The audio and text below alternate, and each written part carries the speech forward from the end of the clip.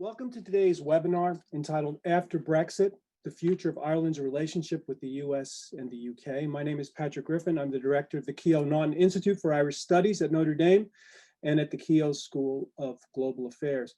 We're delighted to host this event in association with UK and a Changing Europe. That's a forum for independent research into the complex and ever-changing relationship between the UK and the European Union. Panelist Anand Menon is director of UK in a Changing Europe. Thank you, Anand, for partnering with us today.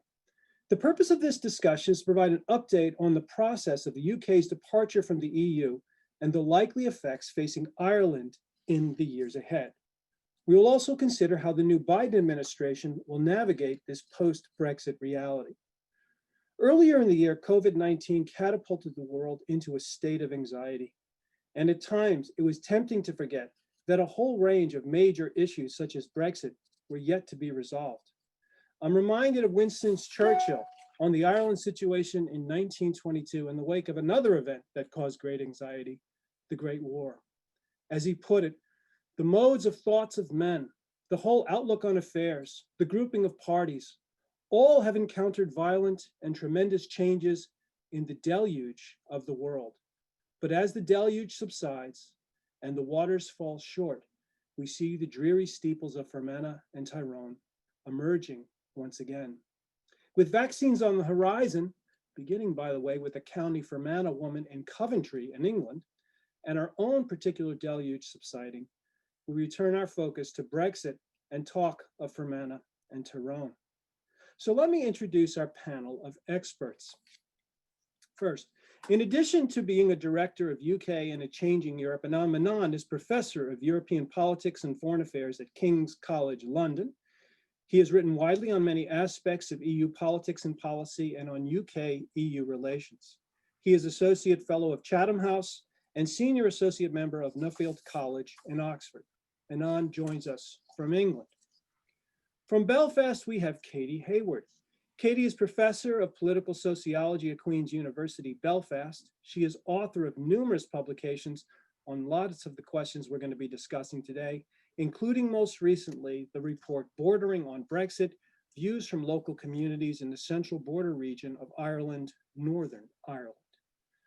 From Abu Dhabi, we're pleased to have Kevin O'Rourke.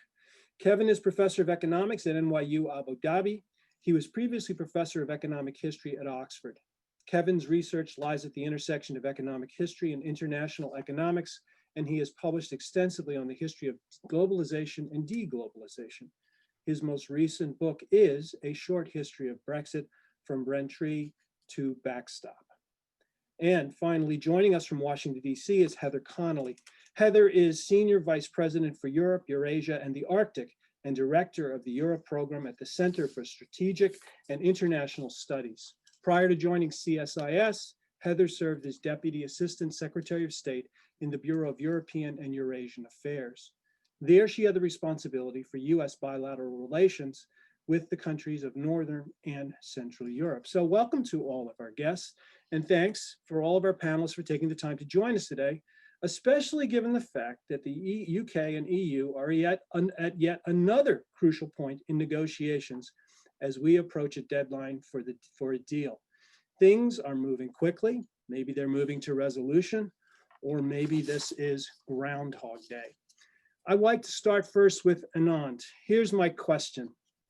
The UK left the European Union on 31st January this year, marking the beginning of a transition phase, which is due to end on the 31st of December. We're still waiting to hear if a deal between the two parties has been reached. Could you give a brief overview of how we got to this juncture from the original referendum in June 2016? Anand? Well, how long have you got? It's been a remarkable 4 years that has seen the British political system come under unprecedented strain.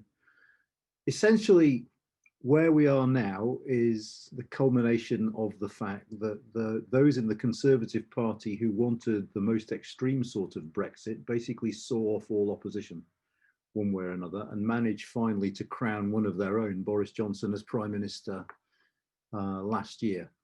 So the position we're in now is a curious one. We're in a position with a choice between either a no-deal Brexit, so there is no agreement reached with the European Union, or a deal with the European Union that is so thin that it covers only a small proportion of the areas where we have cooperated as a member state. One of the most remarkable things in government messaging over the last few weeks has been this sort of desperation to stress to businesses who are preparing for this change that virtually all of the preparations they would need to make for a no-deal Brexit, they're going to have to make for Brexit with the kind of deal we look like getting. Having said we look like getting, I realize I misspoke, because at the moment I'm very, very pessimistic as to whether or not a deal is going to be struck. I don't think, there's been a lot of coverage, and I'm sure others will talk more knowledgeably than me about this, about what the Joint Committee agreed today, and that is a really big deal as far as Ireland is concerned, but I don't think it moves things one iota as far as the Brexit negotiations themselves are concerned. I mean, in some ways, actually, there might be those in government who thinks it provides a floor for a no-deal Brexit, which I suppose it does if you're being utterly cynical. That was as brief as I could be. That was great, but why is that? Why are you so pessimistic? Because I think the differences are differences of principle, and they're differences of principle that are grounded in politics, which is almost the worst combination for any negotiation. The principle on the British side is the point of leaving the European Union was so that they could no longer tell us what rules we had to abide by. The principle from the EU side is if you want a tariff and quota-free deal, you've got to abide by some rules. So just on the surface of those two statements, you can see where the difference of principle comes from. You can add to that politics. President Macron has got to go home with a win and with a deal that looks workable and one that provides for fishermen, amongst others. Boris Johnson's got to come home and placate those in his parliamentary party who are really anti-signing up to any commitments to the European Union. His job's made more complicated, I think, by the fact that there is a remarkable overlap between the people who want the hardest form of Brexit and the people who are very unhappy with his lockdown policies. So it might be that the Prime Minister thinks, actually, do I want to pick another fight with these same people? So the politics is very, very finely balanced. So whilst I can see a way through to getting a deal, just over the last 24 hours, I think I've become more pessimistic than I've been about the prospects of there being one. But I've been wrong on every single call for the last 4 years, so don't get too depressed about this. Good, so I'll put my money down on that one. Thanks. Very wise. Tip. Okay, let's talk about COVID-19. How has it affected the negotiations between the UK and the EU, and also perceptions of EU solidarity, or has it? It's affected negotiations in some very direct ways. I mean, both chief negotiators got it, so the negotiations were paused. But I think in a more subtle yet more fundamental way, what COVID has done is it's distracted attention. I mean, what we're finding now is that ultimately there's no point Michel Barnier and David Frost being in a room together because they are not in a position to make the compromises necessary to get a deal. One of the things that has happened this year is that quite rightly heads of state and government have been distracted by COVID and simply haven't given the attention to Brexit that they otherwise might have done. I think we might be in a different position now had it not been for COVID, because I think leaders would have given more attention to this and we might have unlocked a compromise earlier on. So that's the fundamental difference. There's also, I think, in government, a sense that I'm starting to think is real, even though it's wrong, that given the scale of the COVID crisis, Brexit is less of a big deal. As I said, I think that's fundamentally wrong in virtually every respect. I mean, the most simple respect in which it's wrong is that the most credible modelling suggests that even with a deal, Brexit will be more damaging to the British economy over the next 10 years than COVID will be. So Brexit is a bigger deal economically. But I just think that politicians are very caught up in the immediate. And it's very interesting talking to people in government about how little attention they've given to this over the last few months. It's only in the last couple of weeks that government has switched its gaze back to Brexit, which is remarkable given the stakes. Wonderful, thank you. Thank you, Anand. Kevin, if I can turn to you. Kevin, the EU and the UK, they've been in negotiations, these talks on and off for some time. What are the sticking points? And how would you evaluate the level of trust between the parties around the table today? Yeah, I think Anand already identified what the major sticking point is. It's this question about what the Europeans call a level playing field. And I think Anand is also right. I think that these are differences of philosophy. And I think that if we don't get a deal because of these differences about level playing fields and common rules, it won't be a failure of negotiation.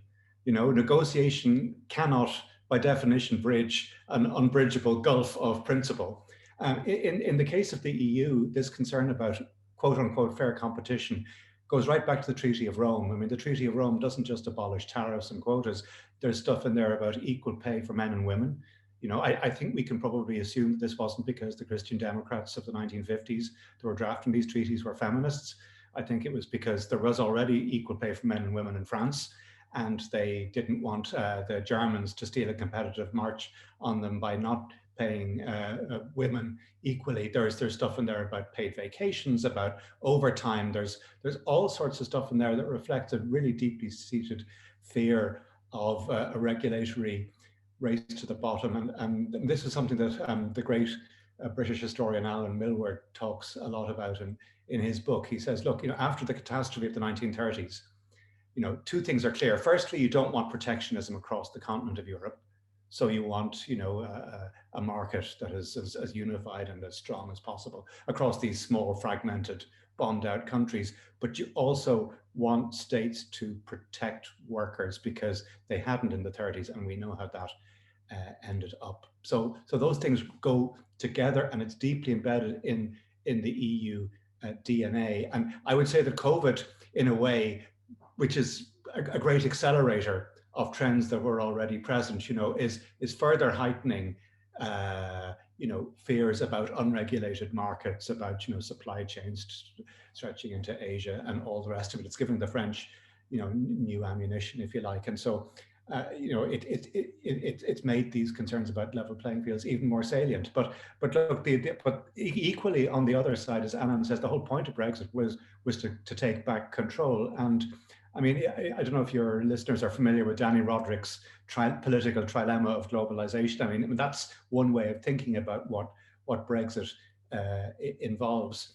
You know, getting rid of tariffs and quotas doesn't get rid of border controls, because if you have different regulations about what can be legally bought and sold, then you need border controls to make sure the illegal stuff doesn't come in. And so the Europeans, under Mrs. Thatcher's prompting, indeed, decided to get rid of the border controls by unifying the regulation. But that does mean, as Roderick points out, that then, you know, a local national parliament cannot decide for itself. And that was always the principled argument for Brexit. And there is a principled argument for Brexit. That's it, in my view. You know, and concerns about democratic deficits and so on. I mean, they can be overblown, but they can't be swept aside. There are such concerns out there. And so I think it's a really tough sell on both sides, you know, to give the other side the sort of deal that they would be comfortable with. So that's where we are. I mean, fish is a different matter entirely. Fish is the sort of thing diplomats love, because that's all about numbers. You know, it's about percentages. You know, you say you want 20, we want 80, then you can see where there's a landing point, you know, and you can be creative and so on. But when it's a binary issue, like do we have common rules or not, that's very, very difficult indeed. You mentioned trust. I mean, that was a real problem with this internal market bill. But I mean, the great news of tonight that I suppose Katy will talk about, and she's the one who knows all about this, is that that issue has been taken off the table. I think that has lots of ramifications, actually. I think that has ramifications for UK-US relationships, pretty obviously. I think it has also ramifications for UK-EU relationships. I thought Anand was absolutely right when he says this may be a bottom line. I mean, I would say it maybe makes it possible to envisage a friendly no deal Brexit, you know, because the fear was that we'd have no deal, and then the British would renege on the withdrawal agreement, and then the Europeans would retaliate, and we'd be sucked into a really negative spiral, and we wouldn't be talking to each other. And hopefully, you know, if this most sensitive issue now has been dealt with, then there's no reason why you couldn't then, if there is a no deal, start to talk about, you know, little side arrangements here and there that can make life better, and we can still keep talking, and then we'll see where we end up. Now, whether the fact that no deal Brexit has become less scary makes it more likely, is another interesting point, and I have no view on that, but you could imagine somebody arguing that actually. Okay, so Kevin, I mean, Anand's already told me to sell short on kind of a deal being done. What are your views about it? Are you as pessimistic as he is about actually a deal being done? So let's take your crystal ball out and see what you have to say. I have no idea. I have no idea what's going to happen, actually. I think, I mean, the logic of it seems to argue in favor of no deal to me. You know, if you think that political principle is what matters and ideas are what matter in politics, if you think that naked economic interest is what really matters, then that might lead you to go for a deal. But what we know about Brexit, it's not about naked economic interest. It's about principles.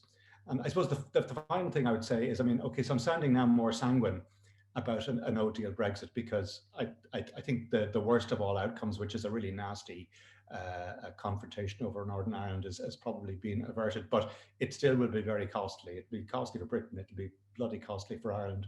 Also, actually, we'll have agricultural people who will have a hard time selling into the British market. There'll be a lot of disruption, and it will be very costly, you know, which is why the Irish government, I think, has been urging all sides to compromise so much, but they may not succeed this time. Well, thanks, Kevin. Katy, but speaking of Ireland, let's turn our attention to you. So there's been a lot of focus on the Northern Ireland Protocol. Can you give us a brief background on the protocol and describe how Northern Ireland will be affected by Brexit?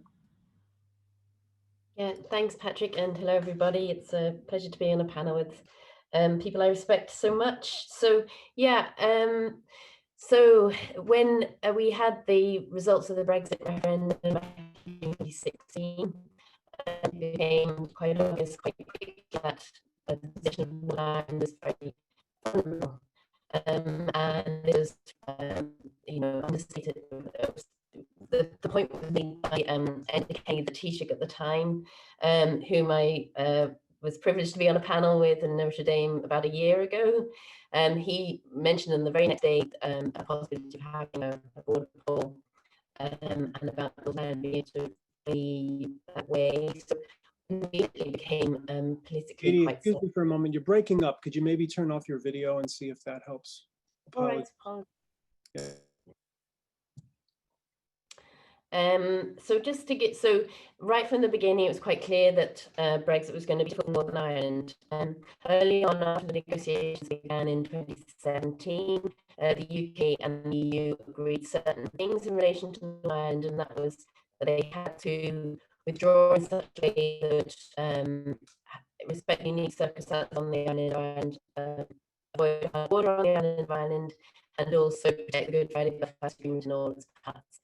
There was a lot of back and forth, a lot of significant statements that were made, some of which, some potential arrangements were rejected by the House of Commons, and actually we came up at around August last year with the withdrawal agreement, sorry, October last year, with the withdrawal agreement had a protocol on Northern Ireland, and Ireland that basically gave Northern Ireland a very specific position. So this is a distinct position that puts Northern Ireland effectively in the single market and customs union for goods, and that it also contains several important points that are meant to reassure people in Northern Ireland who are very unnerved by the prospect of Brexit. So that is the commitment to no diminution of rights, equality or safeguards as laid out in the Good Friday Belfast Agreement. This is a really important point. Also that North-South cooperation on the island of Ireland would continue to be maintained, and it mentions several areas in relation to this, although it gives no details, but this is everything from broadcasting to healthcare to agri-food. It also added this new dimension in, which is that in 4 years' time, there'll be a so-called democratic consent vote in Northern Ireland by members of the Legislative Assembly in Northern Ireland, the MLAs, who will decide whether those special arrangements for Northern Ireland that keeps it de facto in the single market and customs union will continue to apply. If there's a vote for that not to happen, so for those articles to be disapplied, then it's up to the UK to find another arrangement affecting Northern Ireland that will avoid that hard border. Well, thanks for that, Katie. I mean, a lot of your research is focused, of course, on the border between Northern Ireland and the Republic. And can you tell us something about how the Good Friday Agreement, or Belfast Agreement, has it been threatened by ongoing developments? And what now is the state of the border as we speak? Yeah, I'll try my video again just in Yeah, case. go for it. If it doesn't work.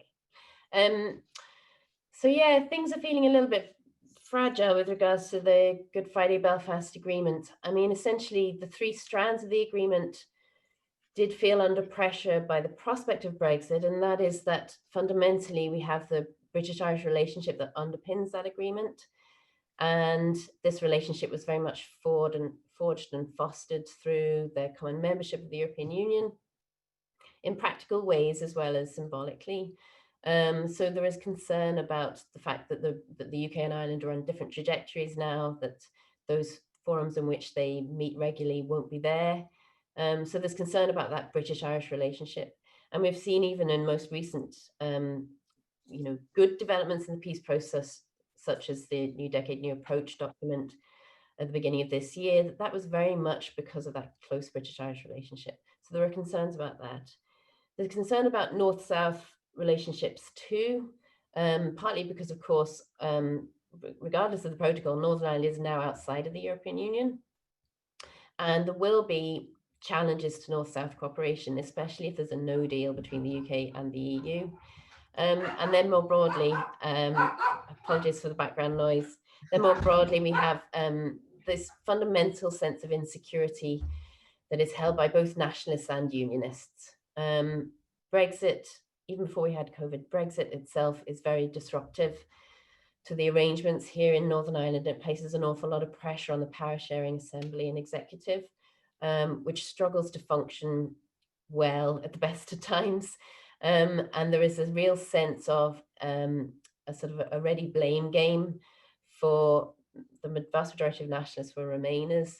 So for Remainers to blame the UK for the very fact of Brexit being taken outside of the EU, and for Unionists to blame Remainers and nationalists for the protocol, which was a compromise and which does leave Northern Ireland in a very distinct position, which is very uncomfortable for Unionists. And there are grave concerns about the long-term effects of the protocol, both with regards to the Irish Sea border, so-called, Northern Ireland's relationship with Britain, and also Northern Ireland's relationship with the South. One more quick question. News today, does this change how we're thinking about the border? What does today's news do for the protocol?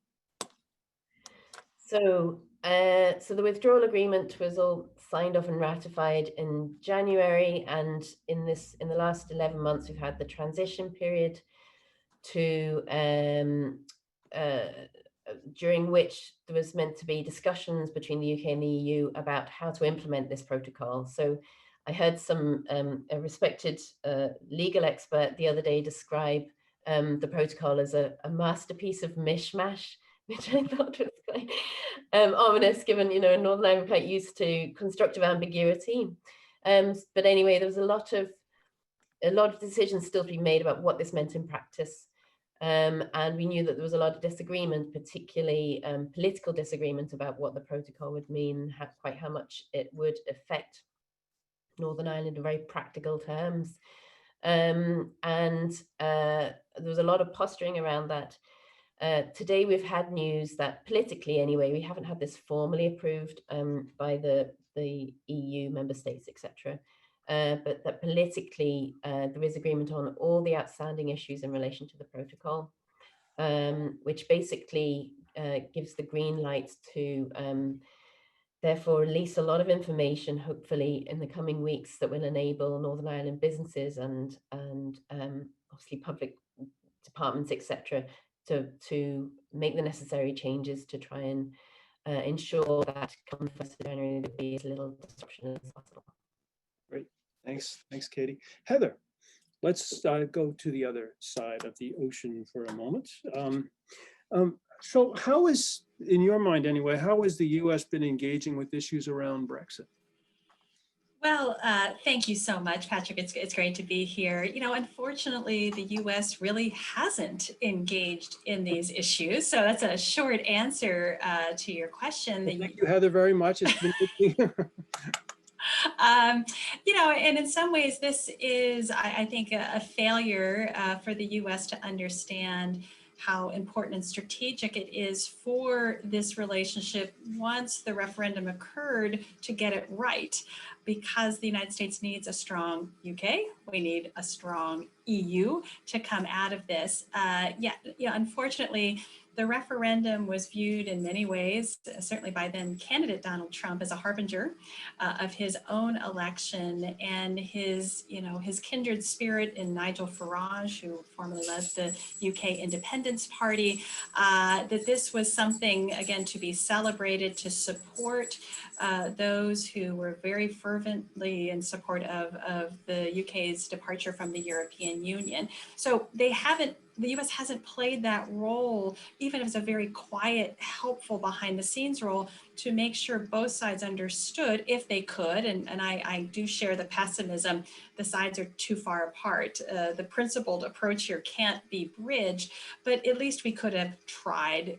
But the US has not played its role as a European power for quite some time to be able to manage these challenges. And in fact, if anything, the Trump administration came on side for Brexit, and then at the same time really pressured the UK on a future trade agreement with the United States to move towards US positions across the board, whether that was on agriculture, which all that did in some ways was aggravate the UK's position, or saw its position as both part of Europe, but separate from the European Union, but also wanting to strengthen its Atlantic relations. So short answer is not much, but I think that's about to change. And let's turn our attention to that. As we turn the page right now, how would you think that a Biden administration is going to approach these different sets of relations that we've been talking about? So US, UK, US, Ireland, US, Europe. So as I like to describe it, the incoming Biden administration, it's going to be simply a sea change from the Trump administration. The question mark is, quite frankly, how much focus and bandwidth that a Biden administration is going to be able to devote to these issues. And I think we come at this understanding how devastating the pandemic has been to the United States from a health perspective, an economic perspective, and just the deep polarization that we're seeing in Washington, but with that caveat, you're going to see, I would argue, the sea change in tactical approach to these issues, but a lot of continuity in policy. And I know that sounds very contradictory, but I think that's... Could you expand on that a little bit? What do you mean by that? Sure, absolutely. So the continuity in the US-UK relationship is clearly our strong intelligence sharing, our security and defense relationship, that our interactions at NATO, the United Nations Security Council, that's remains and probably gets stronger in a Brexit environment. The challenge is clearly the economics of that relationship. And I know, we'll talk a little bit about the potential future of a US-UK free trade agreement.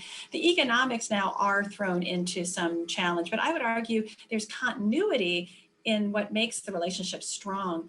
But the personalities have changed so fundamentally. And this is where I think for those governments that were seen to be incredibly close to the Trump administration, there's going to be a natural distancing from the Biden administration. But the relationship will remain important. The real sea change is in US-EU relationship. So no longer will a US government view the European Union as a foe, and worse than China, and an adversarial relationship to the US. It is the exact opposite. It is seen as a force multiplier, that the only ability for the United States to meet the global challenges that we see, whether that's China, Russia, Iran, even in globalization, we have to have a strong and united front with our allies in Europe, our allies in the Indo-Pacific. That's how we meet these new challenges.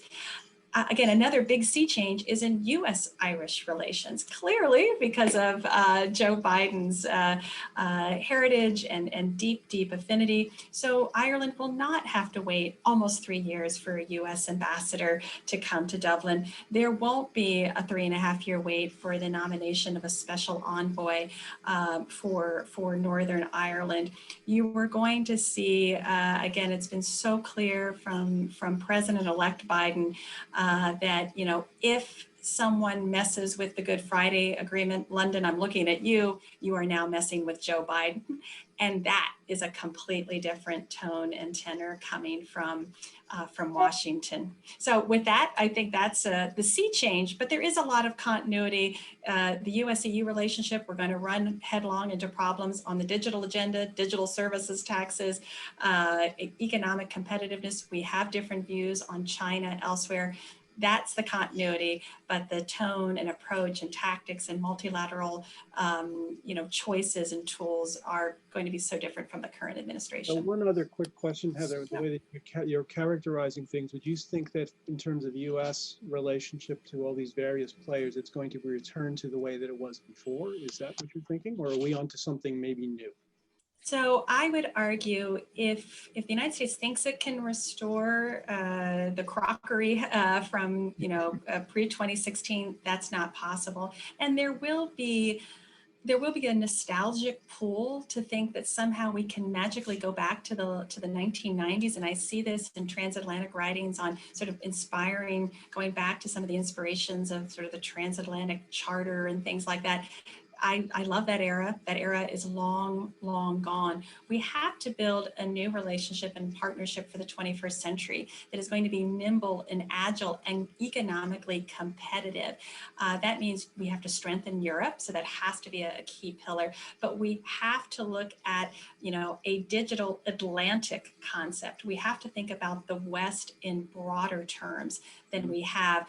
If we fall back into our normal competition and bickering over, chlorinated washed chickens and all of that old stuff that's been trapped, we're going to lose. And so we have to put this relationship in a new footing, be much more dynamic and nimble, but keeping that same spirit of values and that as our operating system for the future. Continuity and change, just as you started us out with. I would encourage all of the audience now to please send in your questions if you do have them. And we're going to be getting another round here with our panelists. So you'll see at the bottom of your screen anyway a Q&A function. Please just tap in a question if you have one. I'd be happy to share them with our panel today. Katy, let me ask you another question. So do recent events in your minds or developments, do they undermine the constitutional future of the UK as we're thinking about the implications for places like Scotland and Northern Ireland? Has all of this made the disintegration of the Union more likely? That's a very big question. Yes. I mean, it's definitely true that the United Kingdom has fundamentally changed. And it's hard to overstate the significance of Brexit, legally, economically, politically, etc. And Anand and Kevin would be much better qualified than me to talk about that. But I do think internally, I mean, we've got the fundamental fact that obviously Scotland and Northern Ireland voted to remain. And one thing that has been very possibly surprising through the Brexit process is quite how much it's revealed the lack of familiarity, if you like, of Westminster with the nature of the UK. So even the realities of, devolution and, the significance of the powers and the responsibilities of the devolved governments, and how important it is to keep them on board and these huge decisions that are being made. I think the necessities around that have been handled very badly, and there will be consequences for what the UK looks like in the future. I mean, for the time being, I mean, possibly a little simplifying it, but the response of the government in all that it's dealing with is primarily kind of simplistic, centralizing tendency. So let's not engage too much. let's just not ask too much and we'll deal with it in a fairly, with fairly blunt tools. So managed differentiation within the UK, which has grown up through European integration, by sort of putting boundaries to how much capacity the various parts of the UK have to diverge. And that's what we see with the UK Internal Market Bill, without going into too much detail about it. With regards to Northern Ireland in particular, and I see the question there, and I might as well address it straight up about, if it makes you more likely.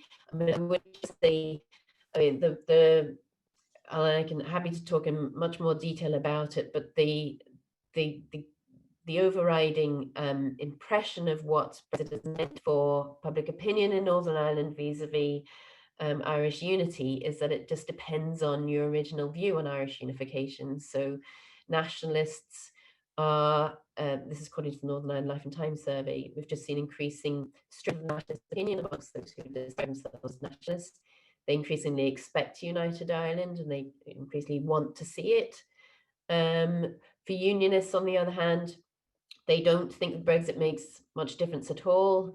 They don't think that even if there was an independent Scotland, it would make much difference either to the likelihood of united Ireland or to their desire for it. So we always come back to that fundamental point about Northern Ireland, is that there are very different political aspirations, very different starting points when it comes to these constitutional questions, and always it requires a very fine balance, being able to to manage these very different views and identities and opinions.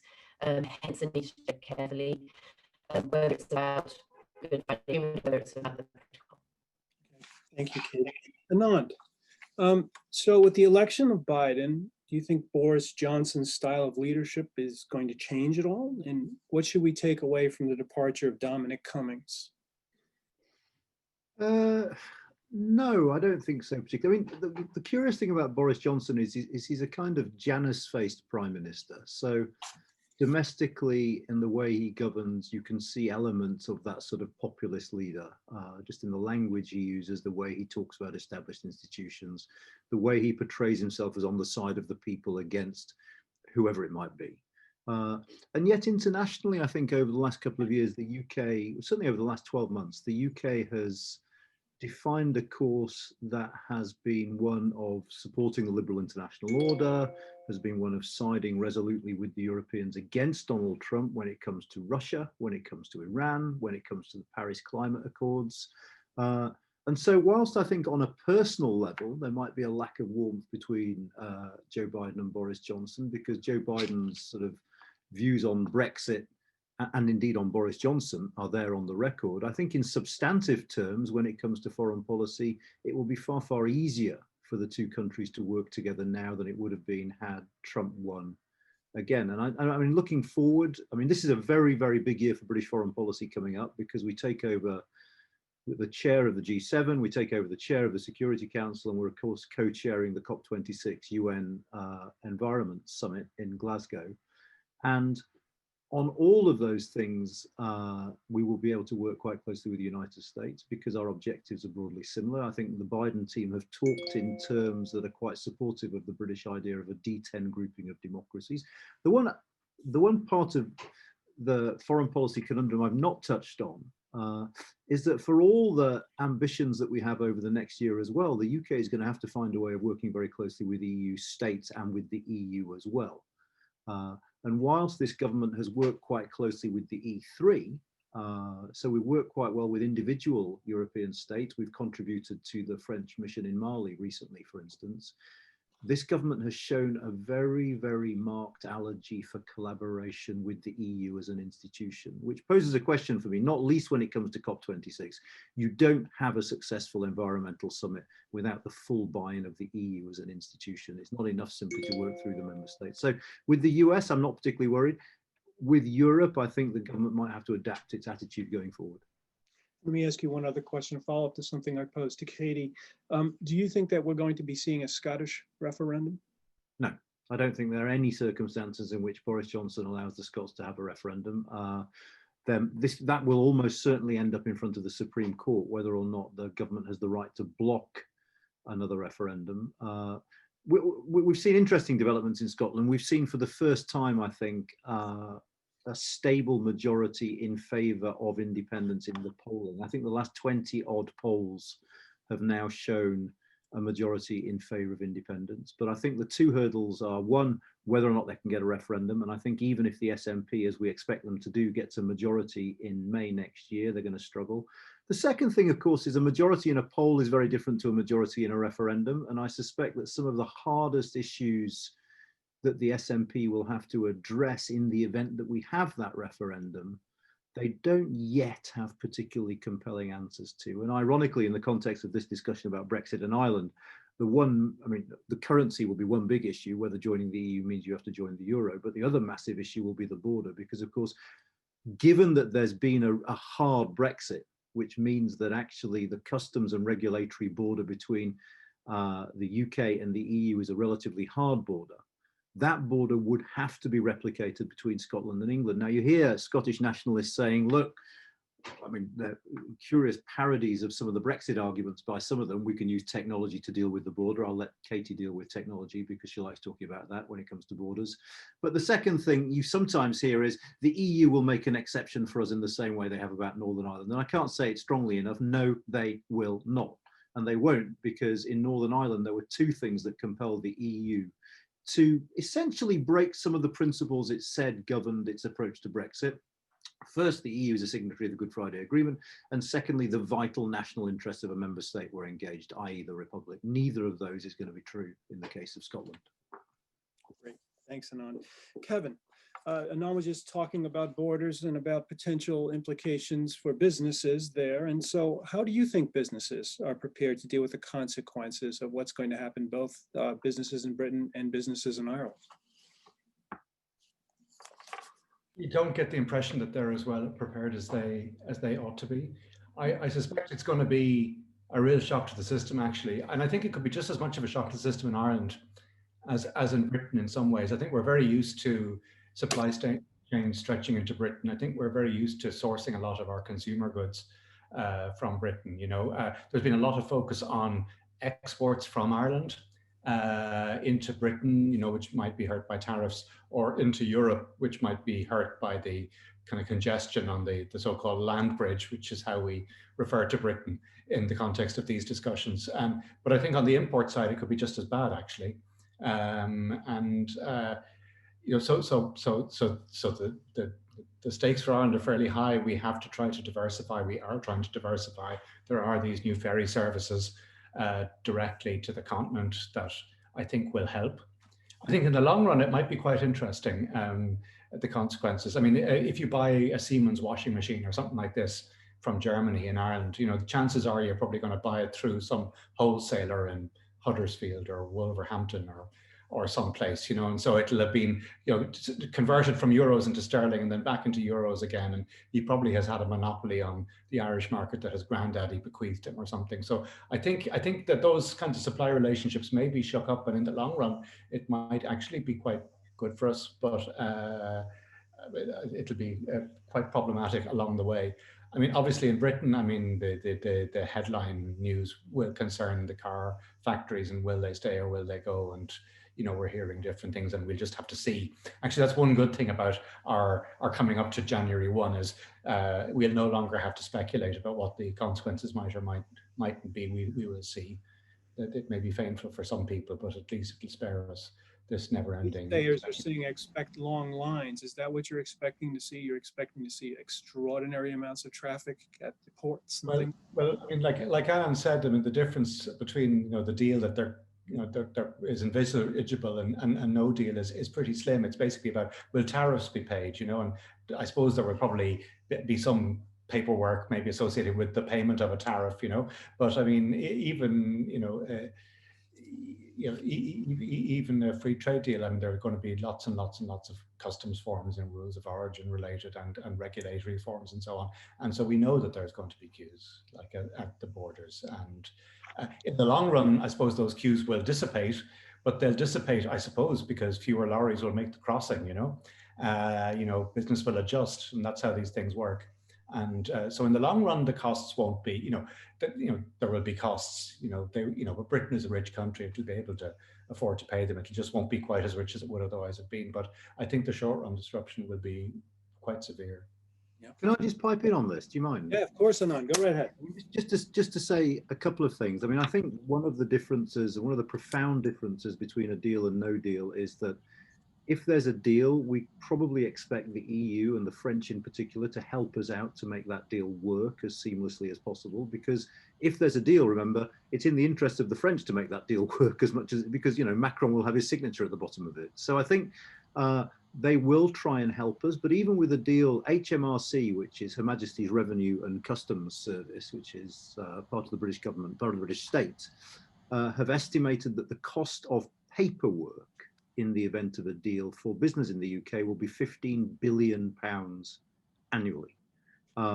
So, it's very easy to say, oh, they've got to fill in a bit of paper and that's fine. There's an awful lot of paper if you're a company that has got a complex supply chain across the channel, transporting millions of components day after day.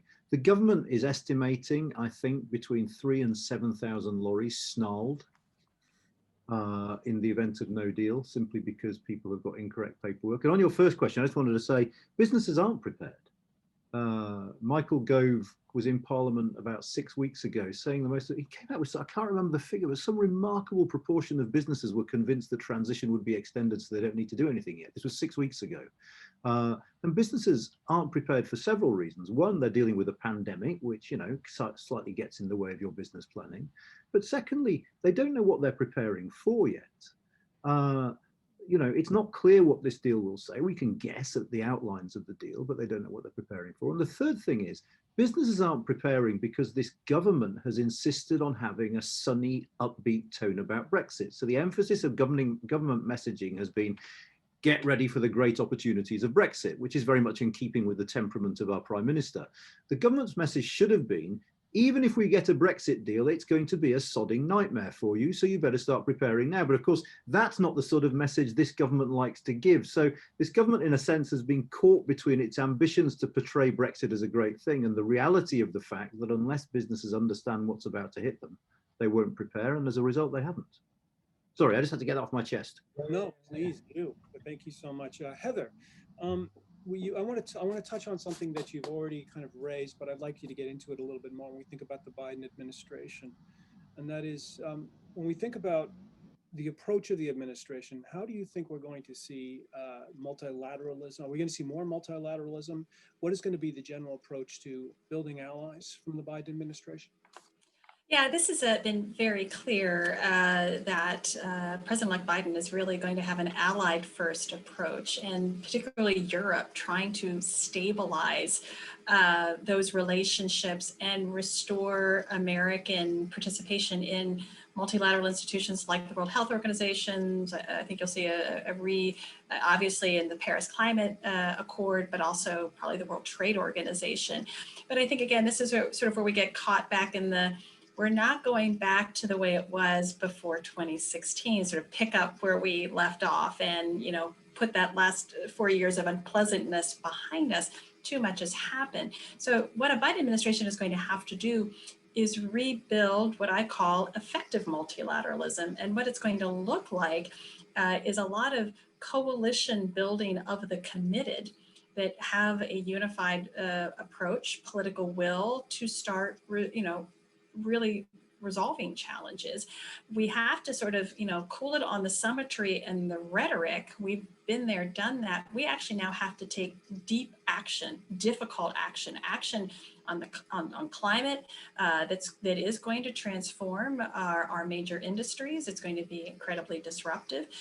We're going to have to prepare for a global trading pattern that does challenge China's approach to global trade, but do that again in a unified democratic front.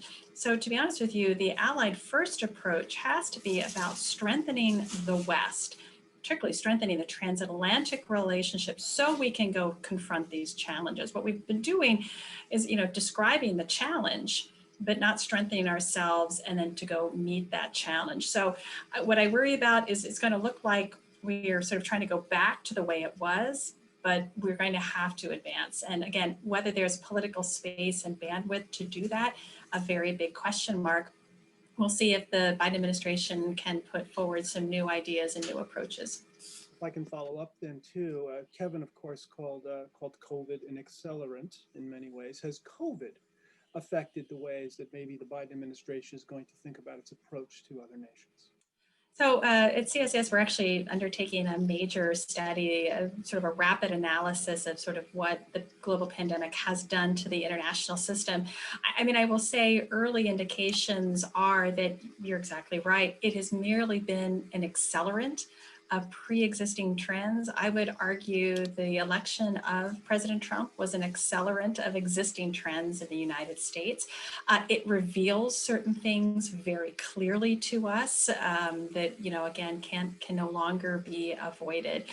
We were already seeing a populist push for deglobalization, stronger, you know, borders, taking control, more industrial protection strategies. This is happening across certainly the Western world. So, you know, accelerating, yes. And I think very much to Anand's point about Brexit, and we've written about this, you know, in the summertime, how can you distinguish between COVID and Brexit when you're already turning on the fiscal stimulus tap, so everything is being thrown at it?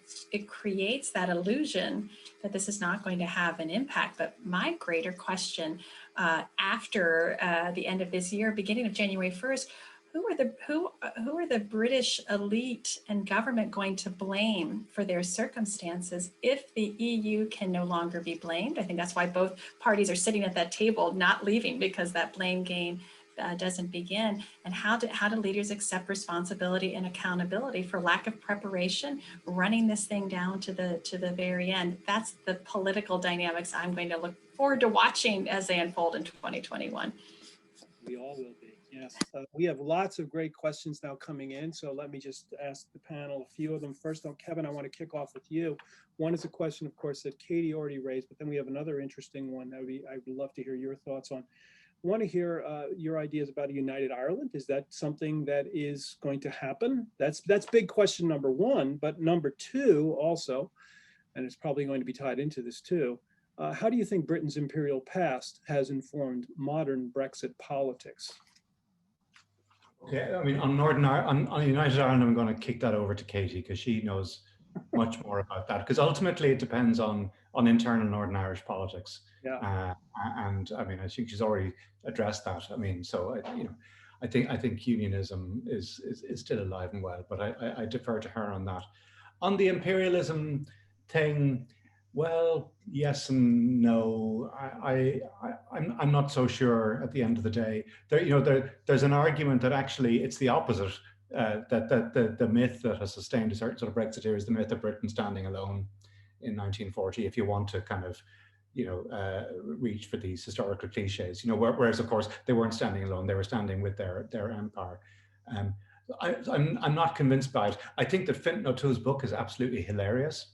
It's a great read, but I think in the imagination, I think it's more the mother being murdered. I think it's Mrs. Thatcher being stabbed in the back by the Europhile ministers in the 1980s that maybe has more emotional resonance for a certain generation of Brexiteer. They're trying to make it right for mummy, is what I think. So Freud, as opposed to the imperial past. Yeah, Freud, I think, yeah. He often is right. Katy, a question for you then. You can address that. You've already touched on that, so we don't have to go into it again, but here's a question about communities in Northern Ireland. How has Brexit uncertainty affected communities in Northern Ireland? Do you think border regions are acutely affected by this uncertainty? And if so, how? So I'm happy to say a little bit more on the United Ireland first. Yeah, have, honest to God, we have like 3 or 4 questions on that. So that's the one thing. Okay. But we'll nail it this time, yeah. So I just want to pick up, so Anand's points about the Scottish independence referendum are very interesting because there's an interesting contrast with the case in Northern Ireland. So as a result of the Good Friday Belfast Agreement, it is the case that it's the Secretary of State for Northern Ireland, so the UK government minister responsible for Northern Ireland, who has to call a referendum before we have Irish unity, and he or she can call it at their discretion at any point, or if he thinks that there's likely to be a majority voting in such a referendum for a united Ireland, then he's compelled to call it. So then the next question is, well, and what evidence would he or she use to make that assessment? And again, Anand's points are interesting there, because there's several things that you can consider, whether it's opinion polls, or whether it's sort of long-term social attitude surveys. Is it a vote in the Northern Ireland Assembly? Is it first preference votes? Is it the number of seats held in Westminster by nationalist parties, or the seats held in the Northern Ireland Assembly? So there are all these different things that they could take into account. But even if you have such a referendum, I think it's worth reminding ourselves, even if there is a yes vote, just quite how significant a task it would be. And this is why I'm part of a working group in the Constitution Unit in University College London that's been working on this question, just about the mechanics around all of this. Just the huge amount of thought that has to take place before a referendum is called, or indeed in the lead up to the process of unification. Because if you think Brexit is complicated, oh my goodness, it's been really complicated. Irish unification would be immensely more so, because you're dealing with every aspect of statehood, from education policy to healthcare, etc. So it's just sort of, I am always just keen to emphasize that point. Even in the process itself, you have huge questions and huge issues to address. And then, of course, you have that complexity of the fact that even if you have a majority yes vote in Northern Ireland voting for Irish unity, you'd still have that unionist British identity, which Kevin mentions. Sorry, Kevin wants to come in. Kevin, come on in. Can I just say two things? I mean, firstly, if I were a unionist, I wouldn't want to give up the National Health Service for the absolutely shambolic health service in Northern Ireland. And I mean, that's not just about healthcare, it's about national identity.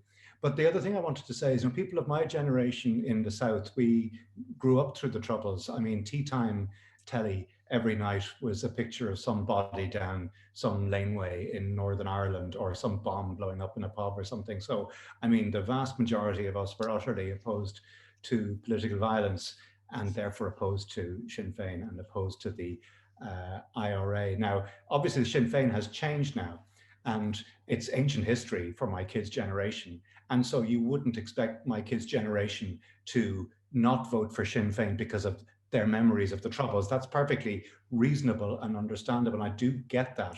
But what I find hard to swallow, I must say, is the way in which some younger nationalists are almost glorifying the violence of the Troubles. It comes up at GAA matches and things that you wouldn't have seen 20, 30 years ago. And of course, the kind of Anglophobia that the whole Brexit row of the last 4 years sparked, I mean, hasn't helped either. So, on the one hand, the Republic, loves saying that, well, now we're more, socially liberal and so on. So what do the Protestants have to fear from us, forgetting that actually many of the Protestants up there are quite socially conservative. But I mean, on the other hand, I mean, politically, it's not clear we're as warm a house anymore. There's a lot of nationalism, I mean, in the negative sense, that's cropped up, I think, since Brexit. Well, this too is complicated because it's happening in the midst of centenary commemorations, things that happened 100 years ago about the creation of these two states. So it's going to be extraordinary to see how these complicated politics and complicated histories play out over the next few years. Heather, we have a question for you. It has to do with that potential free trade agreement. How does the manner of the Brexit, as you're seeing it now unfolding, affect the possibility of a US-UK free trade agreement? Well, it's a great question. Quite frankly, in some ways, it's a bit independent of Brexit. And I say this because in some ways, it's running into some difficult US timelines. So with the change of administration, we have a tool called Trade Promotional Authority, or Fast Track Authority, which gives Congress a thumbs up or a thumbs down on a very complex, large free trade agreement.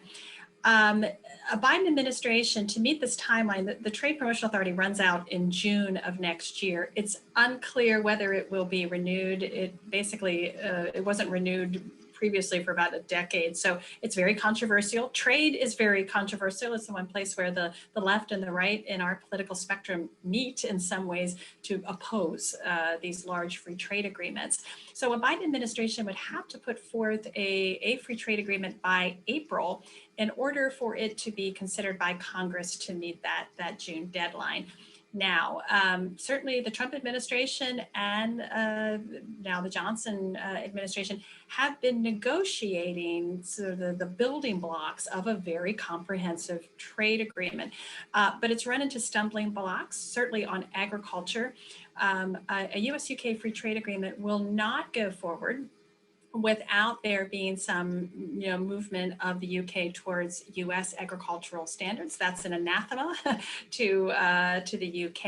And in fact, if anything, the UK Trade Secretary Liz Truss has been pulled back pretty dramatically. And now Parliament's going to take a much more involved, it looks like a more involved role in there. So without agriculture, a difficult timeline, and President-elect Biden himself has just recently said he's not interested in any big free trade agreements when he arrives in the White House. He is going to focus domestically and rebuilding American industrial capacity. I think that was a signal to the progressives, as well as fighting for a foreign and trade policy for the middle class, that he's not going down that road immediately. So quite frankly, I see just from US domestic perspective, it's going to be very difficult to get a free trade agreement. What I do see is the future is sectoral approaches to trade, where we can get some synergies and move towards those 21st century economic agenda, and perhaps not have the fights of decades on agriculture and things like that. But we'll have to see. I'm not optimistic about a future US-UK free trade agreement. And of course, Nancy Pelosi has already said there's going to be no dice when it comes to a free trade agreement if in any way, shape, or form Good Friday, Belfast Agreement is compromised, right? So, absolutely. And that was made clear well before the election. And that's a bipartisan perspective. In some ways, Nick Mulvaney, special envoy, said the same thing.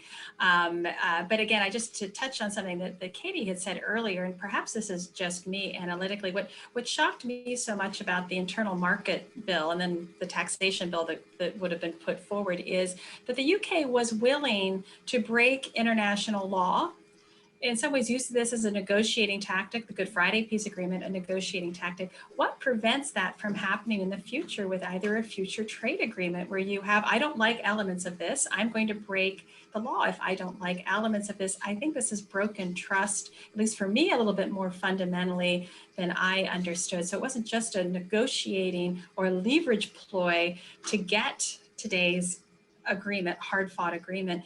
To me, it was playing with something that never should have been played with. And I think that will underscore a level of distrust in Congress in the future. Okay, thanks, Heather. Anand, I have a question here that's for you. It's going to be a tough one, I'm promising you. Okay. If the Brexit vote were held again tomorrow, would the outcome be the same? I don't know.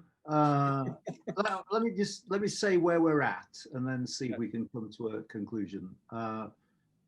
We've had, so YouGov do a monthly tracker poll where they ask, was it the right decision or the wrong decision to vote to leave the European Union? And they've done it every month since the referendum, and the last few months have seen the biggest lead for wrong decision that we've seen, sort of systematically over the last few months. Two things to be said about that. Firstly, actually, most of that change we think is made up of people who either didn't vote or couldn't vote in 2016.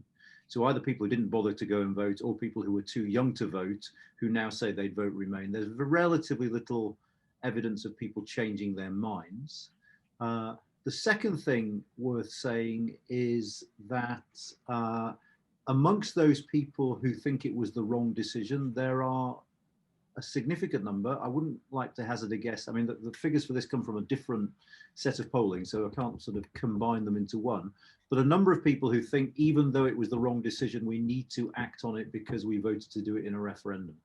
So despite the fact you've got a majority now thinking it was the wrong decision, I'm not certain how that would play out in a referendum. If you put a gun to my head, I would say it would possibly come out the other way. Yes, it's conceivable, but it was far, far from certain, to be honest.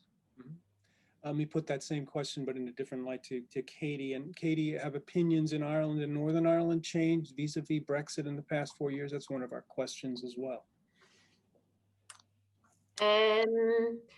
No, not really. I mean, you have seen a slight increase in those who say that they have a Remain identity compared to those who voted Remain. But again, it's that question of, you know, the difference between, you know, you do surveys, you're capturing people who didn't vote or wouldn't vote normally. Can I just say something? Just picking up on the question of, you know, what Nancy Pelosi and Mick Mulvaney and others have said. Yes. Yeah, I think it's a really important point, and that is that I'm about to make, and that is that the protocol has changed everything. I really couldn't state it enough that when we're talking about the risk to the Good Friday Belfast Agreement now, you know, the prospect of a hard Irish border in the way that we were facing just over a year ago has really gone. A lot has to happen before that's back. Maybe it could possibly come back in, you know, after that democratic consent vote, and that issue does, you know, raise its head again then in such a scenario, and that vote will be every 4 to 8 years, by the way. But otherwise, we're not dealing with that prospect. What we're dealing with now is a much more complicated situation in which Northern Ireland's economy is going to have to readjust in some ways. It is going to be disrupted by what the protocol means for GB to NI trade. And this is worth bearing in mind that if we have a no deal, what it does mean is that as well as those customs procedures, goods that are GB goods coming into Northern Ireland will have to pay tariffs, or many of them will have to pay tariffs, because of that question of whether those goods will be at risk of using Northern Ireland as a backdoor into the EU. So this is what that you know, the taxation bill and those, you know, what the UK government is threatening to do in relation to that. This is where this hits. And this is about that question of how many goods would have tariffs paid on them to enter Northern Ireland. Now they would be rebated and all of that. We don't know how yet. But this is imagine that as a kind of, you know, an existential shock to a very small region that's already feeling peripheral to GB and is, you know, obviously outside of the EU now. I think the challenges really should not be underestimated. And therefore, when we're saying what is it to uphold the Good Friday Agreement in all its parts, what is it to keep an eye on the Good Friday Agreement vis-a-vis US-UK FTA, things are much more complicated now. It's about something very distinct for Northern Ireland. The NHS comes into it, the agri-food industry being, you know, undercut in GB, etc. All of that is what we need to bear in mind now when it comes to the US commitment to the Good Friday Belfast Agreement. It's got much more complicated as a result of the protocol. Let me ask Kevin a question on that. You know, of course, if we have the protocol in place, we're not going to have the land border. What we are going to have, as Katy was suggesting, the sea border. Does the sea border, you know, she said it's going to be complicating. Kevin, can you just lay out for the ways in which it will be complicating? Well, again, I mean, Katy should really do that. But I mean, it is an extraordinary thing that the UK government is now going to do. It's going to administer systems that involve kind of all sorts of paperwork that's normally associated with international trade, and this is going to be trade within its borders. I mean, we shouldn't minimize that. I mean, from the Republic's point of view, you know, we felt we had to do everything we could to avoid a land border because, you know, British decisions meant there was going to have to be a border somewhere. So we were going to be damned if it was going to be along our border with Northern Ireland. But I mean, you know, we have to be honest and say that this is an enormous ask for the UK state. And I think it's really something to be celebrated, actually, that both sides have reached that agreement today, because for the UK, I think it's extremely painful. And I gather, I mean, I haven't been following Twitter, but I gather there's already blowback in London. Gove is being accused of being a Remainer and all sorts of things. Bill Cash is angry and so forth. And you can kind of understand that, you know, but on the other hand, you know, these were equally sensitive issues for the EU, you know, because I mean, the internal market is kind of the EU in a way. If you undercut the internal market, there isn't an EU anymore. Right. So both sides were facing extreme risks, and they've managed to hammer out some sort of a mutually acceptable compromise. I think that augurs well for the future. I'm going to be optimistic and choose to say that. Well, it's nice to hear some optimism here for a change, as opposed to the pessimism that we started with. But Heather, We have a question you may not be able to answer, but I'd love to hear your thoughts on it. If not the particulars, at least the sort of person that we'd have in mind. Who will be President Biden's special envoy to Northern Ireland if he names one? Oh, that's a great question. I've seen there's definitely press speculation about the U.S. ambassador to Dublin, but really, if you have any thoughts on that, please do share them. well, only what I read in the newspaper, so it's no knowledge. I'm just sharing. It looks like former Senator Chris Dodd is certainly getting some speculation. Again, I think this will be someone that has deep roots to the community and is a very close personal friend to President-elect Biden. So I think that will be the choice. But in some ways, I don't know the who, but it sort of pulls back to what Katy was saying. And sort of, as you can hear, my leitmotif in this conversation, we can't keep doing the way things have always been done because everything has changed. So a U.S. special envoy is going to have to understand what a new U.S. commitment to the Good Friday Accords means in knowing about the Northern Ireland Protocol and all of the challenges that Katy outlined and the reorientation of the Northern Ireland economy. Maybe it's not going to be much of a disturbance once we get through processes. Maybe it's going to be massively disruptive. We don't know the answer to that.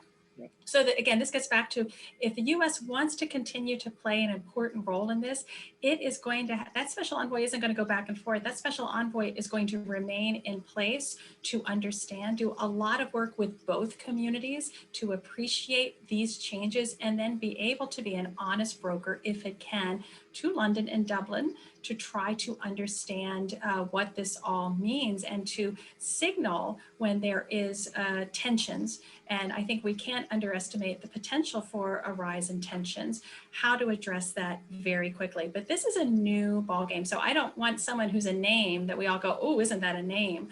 I want someone who's going to be a credible partner and is going to work this problem in a straightforward way. Right, well, we're nearly at our end. I want to throw something out to Anand just to finish us off here. And that is, you started us out with a note of pessimism. As you've listened to the others here, even saying that maybe indeed we may not have a deal, but there's going to be some sort of a nice silver lining to some of these clouds. I was wondering if your views have changed at all, or how are you feeling? So much my views as my character that we're talking about now, and no, my character remains solidly pessimistic, I'm afraid. But I mean, it's absolutely and incontrovertibly the case that the agreement today is a big deal for the island of Ireland. I mean, that is really, really good news. It lifts a whole cloud of uncertainty. The devil will lie in the details, and of course the details aren't out yet in terms of the goods that are exempt from state aid provisions and what the nature of these checks are going to be. And there are going to be fights to come over that, because I mean, as Kevin was saying, already people are voicing dissatisfaction. I mean, it's been a curious year, hasn't it? Because, you know, Boris Johnson signed up to a deal that everyone knew implied checks. He denied that it implied checks, and some of his MPs decided to believe him rather than everyone else. The British government has accepted whatever the EU has said. We wait to see what the EU says in the nature of the checks. I don't think the squabbling over this is over as yet, but I think it is a very, very important point in the process that we've got this agreement, because at least it provides a degree of certainty for Northern Ireland now, whatever happens over the next week in the Brexit negotiations themselves. That's as close as I get to being chipper.